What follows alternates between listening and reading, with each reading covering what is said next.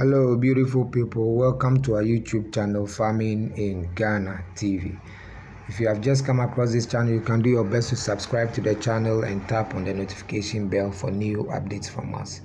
So, from our previous video, we spoke about preparing the land. We are still on it. The previous one, we did 10 acres. And for this week, we have done another 10 acres.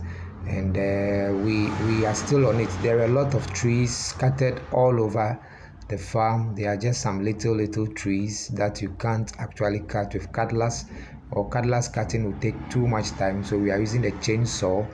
And all this group of trees over there will be cut down. We will leave that mango over there to provide food for us, the farmers. Today I just want to talk about the processes involved, because I have a question from someone last week in my previous video regarding how much it costs to get land in the area where we are farming. And for most of the lands, the farmlands will sell for between 3,000 to 5,000 Ghana cedis for outright sale. That's if they are selling it to you once and for all. But for the lease, it is going for mostly 400 Ghana cedis for 1 acre per year. So most of the time, what we do is that we mostly try it. We lease it for about 3 years. Then we test the land to see if we can get our produce from it, or how good it will help us. Then we can consider buying, because most of the time you can rent from you can lease it from the owners, use it, and then buy later. It's also possible. Where we are farming currently, there are about 150 acres available, while we took 30 acres, and others are also taken for different projects. People are doing cabbage, garden egg, tomato, pepper, and all that.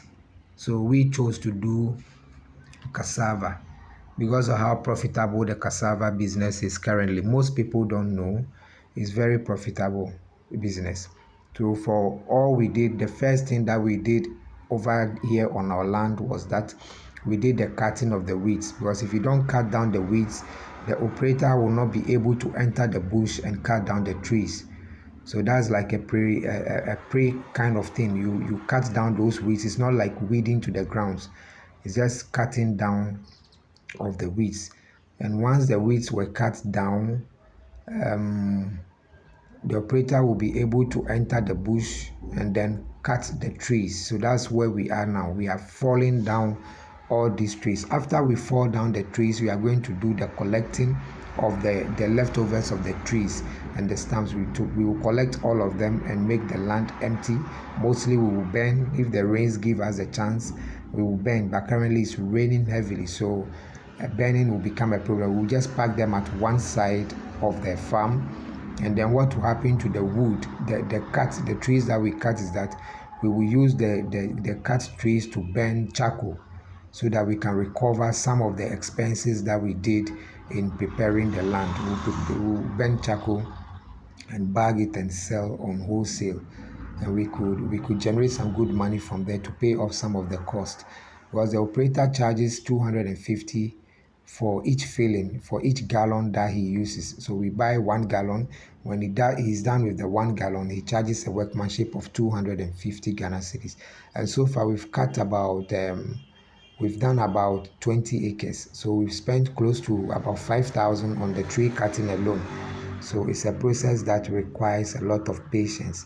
You can see the land is very fertile, because this land I'm talking about here has not been used in the last 15 years. So it is very fertile.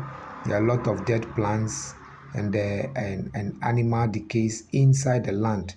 So I quite remember someone also asked a question regarding why we did not use excavator to clear the land, and we are doing it manually. The fact is that if you use excavator to clear this land, the excavator will scoop all the nutrients, the dead plants and animal remains and coal that's on it, that for it used as a to fertilize the soil.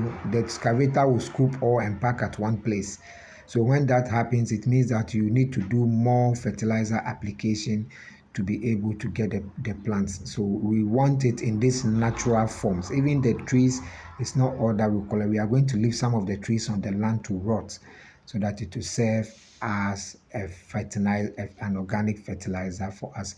This tree that you are seeing standing there will be brought down. We are going to construct a small shelter here to accommodate our workers on the farm site, permanent workers on the farm side. So we are going to cut these trees into pieces, get some roofing sheets, and set up that structure for them. So you see, when it comes to clearing of the land or preparing the land, most of the things on the land goes back to help the work.